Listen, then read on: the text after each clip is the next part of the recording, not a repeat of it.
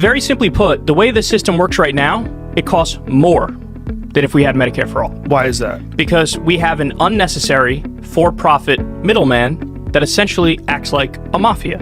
So what we're saying is, I'm going to remove that mafia from around your neck, and you're going to, it's basically... What is that mafia you're referring to? That mafia is the for-profit health insurance company. So they have to take their cut as the middleman between you and your doctor. Okay? If we just remove that, have the government at no profit margin be the single insurer, that's what a single payer means, they're the single insurer, then we actually end up saving $5 trillion over the course of 10 years. And that's not Kyle Kulinski talking, that's a detailed study from the University of Massachusetts Amherst. Now, talking. That's a liberal fucking place. In today's video, Kyle Kulinski takes Joe Rogan to school in a fiery debate over Medicare for all. Joe showed up with his usual doubts, throwing out concerns about costs, government inefficiency, and the classic, who's going to pay for it? But Kyle didn't flinch. With sharp facts and plain talk, he dismantled the arguments one by one. He pointed out that the US already spends more per person on healthcare than countries with universal systems, and gets worse results. People are going bankrupt over basic treatments, dying because they can't afford medication like insulin, and millions remain uninsured. Kyle cut through the noise and exposed the truth. Medicare for all isn't some radical dream, it's the global norm. So buckle up, because Kyle delivers a takedown you don't want to miss in this hate. So what do you do when you have all these insurance companies? Like, what happens to those insurance companies? What happens to all those jobs? What happens to all that money? The insurance companies go away. Go away? I mean, they go away. Businesses go under. So you kill those businesses.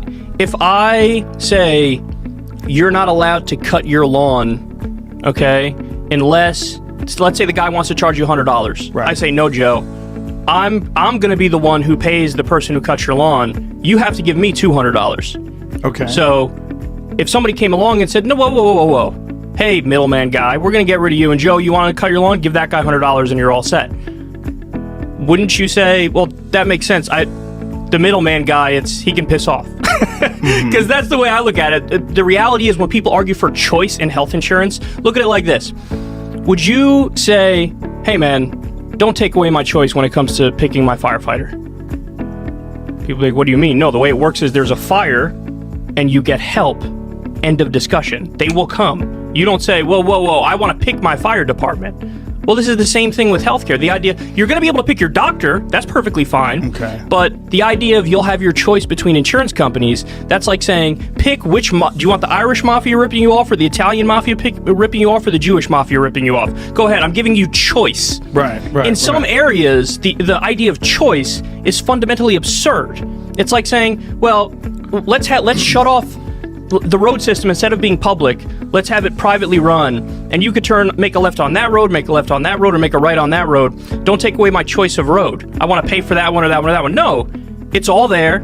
It's all free at the point of service, and this is the whole idea of having a public utility. There's the whole idea of having something that's off the table in a civilized society. Right. And again, what the studies show is it actually saves money. So the real question people should be asking is, how can we afford to keep having the system that we have right now? Because we pay more than the rest of the developed world, and we have 30 to 45,000 Americans that die every year because they don't have access to basic health care, and we have 500,000 people who go bankrupt as a result of medical bills.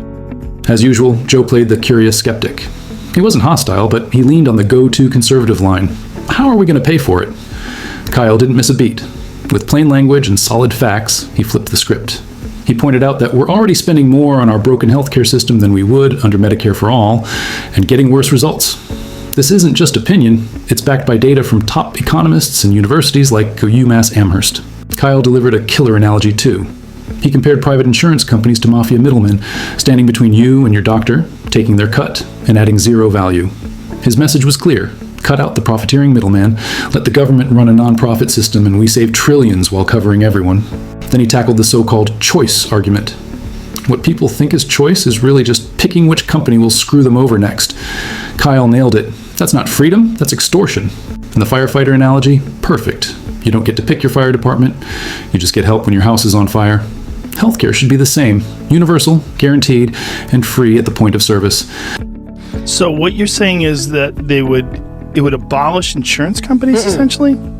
So there is one caveat to that, and that caveat is what's called supplemental health insurance. So what that means is, if there's something that Joe Rogan likes, that's a medical procedure that isn't scientifically proven yet, but it's still something that you like, there would be private health insurance companies that sell you supplemental insurance, which means on top of everything that you already have through Medicare for All. So if you were getting like stem cell therapy or something like that. Well, in an ideal Medicare for All system, and Bernie, believe me, has gone so far above and beyond any criticism. I mean, his thing is airtight. It gives dental, it gives vision, it gets everything. I wouldn't be surprised if under that Medicare for All bill, the stem cells thing is covered. But let's say something like homeopathy, which is like the horseshit, total horseshit. You want to cover that by insurance? No, Medicare for All would not cover that because it's so speculative. So and private horseshit insurance? Private horseshit insurance, or plastic surgery, things of that nature. But that's an important point because real? They have private surgery or private insurance for plastic surgery? No. I'm saying it would be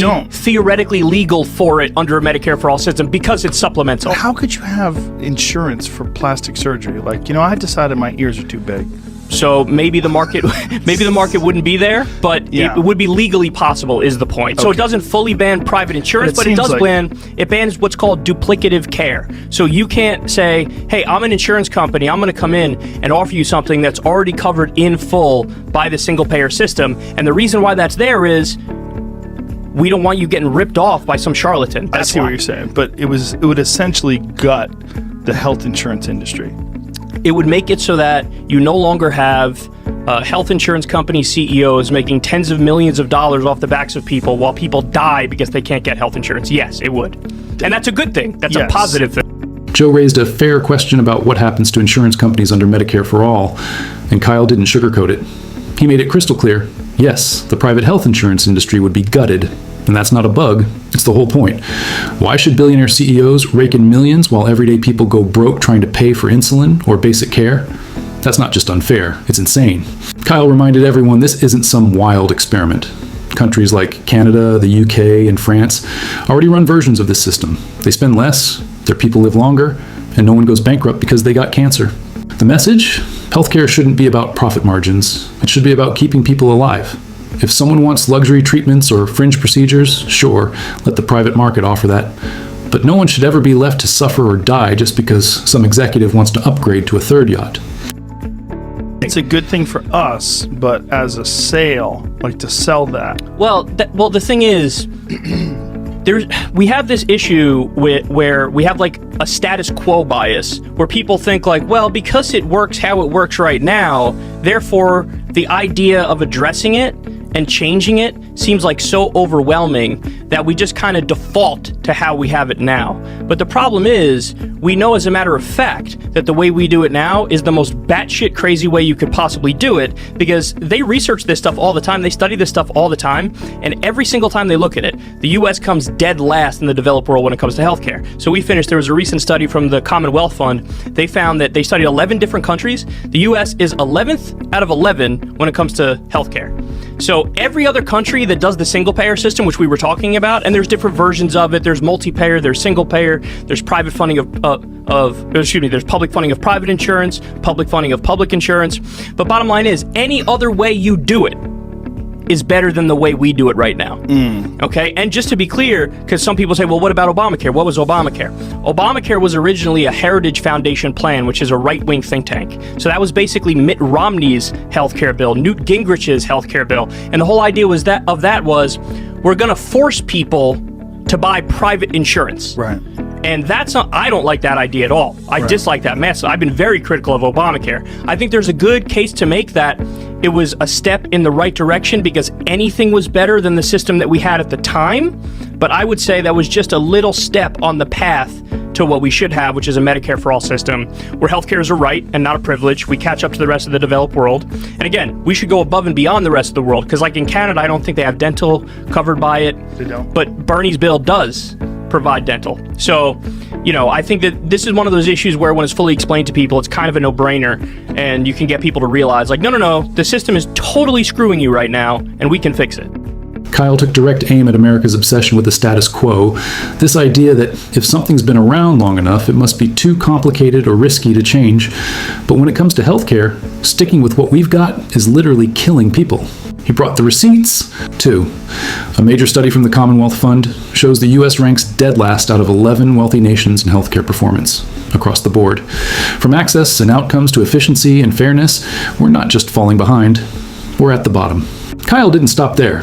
He reminded viewers that Obamacare, often seen as a major reform, was actually rooted in a Republican think tank's plan. It kept the private, profit-driven insurance model alive, just with more regulation.